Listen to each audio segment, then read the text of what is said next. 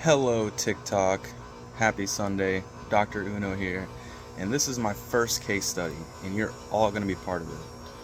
My case study is going to be about getting the most followers on Twitter with the most compelling story. And you're all going to take part of that. So, the most compelling story is my story, how I became Dr. Uno.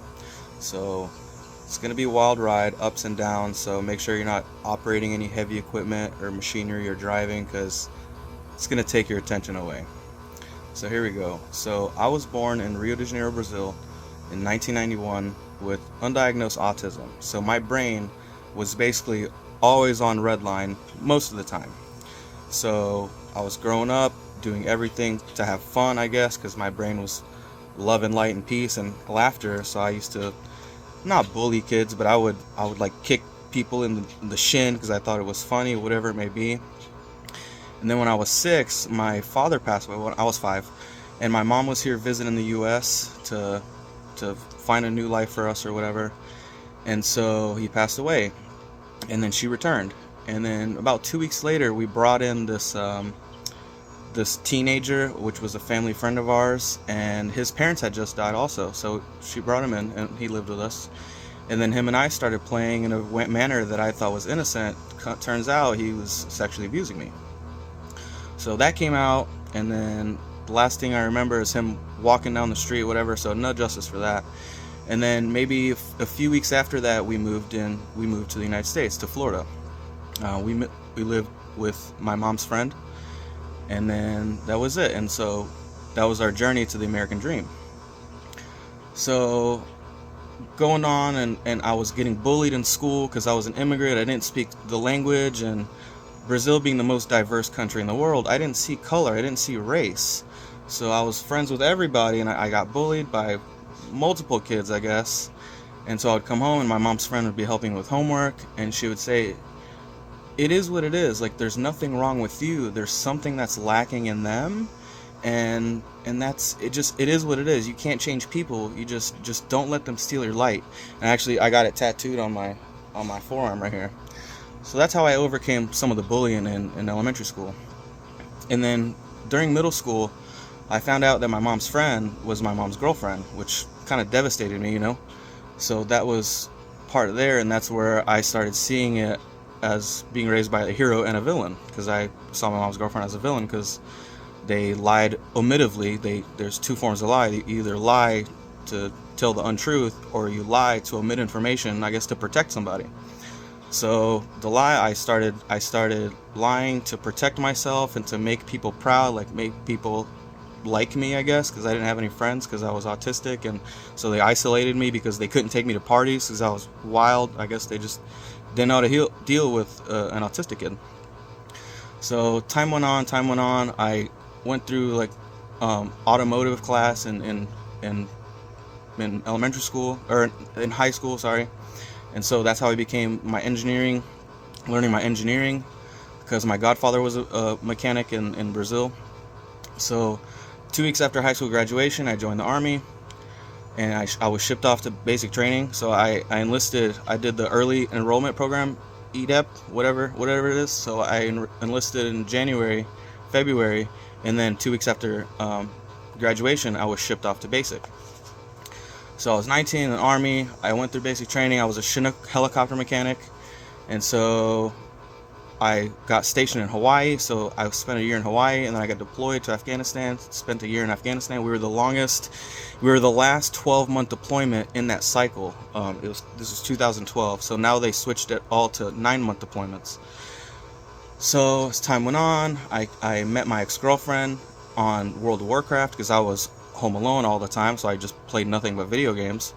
And so when I got out, because I was chubby, I never passed my PT test until AIT, and so that was it. I was always a chubby guy. So when I was in Afghanistan, all I did was work on helicopters and then work out. So I got big, jacked, swole. And then after the Army, I moved in with some friends because they got married, and so I lived off post because I was also married to my best friend growing up. And so got back to Hawaii, and then my ex-wife at the time left me for another guy when I was in Hawaii, and come to find out, there was a lot of cheating, my life was just a lot of trauma, just overcoming trauma. So I got out of the Army, I got honorably discharged for overweight, and then so I came and I moved to North Carolina. So that's when I started riding motorcycles. Being the wild, crazy person I am, Uno, Dr. Uno, they called me Uno because I helped, I was always on one wheel. And that was fun for me. I just wanted to be the best rider in the group of friends so everybody would look up to me. So started helping I helped build a motorcycle club, Street Alphas. I was the road captain, which I was a horrible example because when I wasn't leading the rides correctly, whenever we were out as a posse, I was being a horrible example.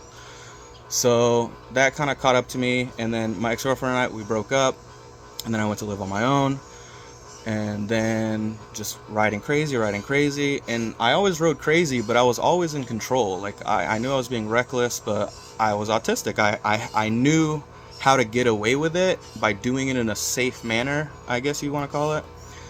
So on Halloween, I was in a motorcycle accident, and the Lyft driver didn't see me, and 3 of the stories he said didn't make sense. A, because he didn't ride motorcycles. B, there was the physics just doesn't light up. We have pictures of the crime scene, the skid marks, whatever it may be. And so C, he probably didn't want to lose his job because it's very important. So went through that. I lost 20 days of my life because I went out one night on the 30th, and then I woke up 20 days later like, hey, what happened? And then so my body was pretty much fully healed. They said that they lost me on the table, and I guess a miracle happened because they can't explain why I came back. And so that was, life went on. And so when I went through the rehab at Wake Med, and they released me from the hospital maybe 5 or 6 weeks after my accident. And so they said it's going to take you, a year or so to recover, which is kind of relevant, but not the way I thought. So 5 months after I got out of the hospital, I moved to North Carolina, went back to work like nothing ever happened. We went through some crazy things at work. Like we were on like hard mode bosses, basically, like in a video game. And so we found some defect that made us do a lot of testing. So we were in the office every day. My team leader actually got a trophy for like the worst test case to write. And so I was part of that, so that was pretty cool. So, and then life goes on. I had some alcohol issues, so this past New Year's I went through like a lot of alcohol, and then I ended up quitting, just kind of cold turkey. And then when I quit that, I was playing this game on my phone, and so I was putting all of my money into, I was paying bills, putting all my money into the game. And then so I was like, man, I'm getting addicted to this. So I got rid of the account. And then this past February, I went through this like mental shift, like completely mental shift. I guess my brain was finally done healing from that traumatic brain injury. And so my autism, I came to realize, I did some research, it gave me what is called acquired savant syndrome. So prestigious savant. So now I can explain so many things like genetics, DNA, spirituality, trauma, motorcycles, mechanics, whatever it may be. So that's my story, which if you look up acquired savant syndrome, this will explain it. And so let's see how many followers I can get on Twitter. Let's see. Oh yeah, my Twitter handle is @winningsecond. I'll post it here. And so that's it. If you want to follow me, share this. You're part of probably the biggest case study that's ever happened in this lifetime. So enjoy. Peace, love, and light. Love you guys.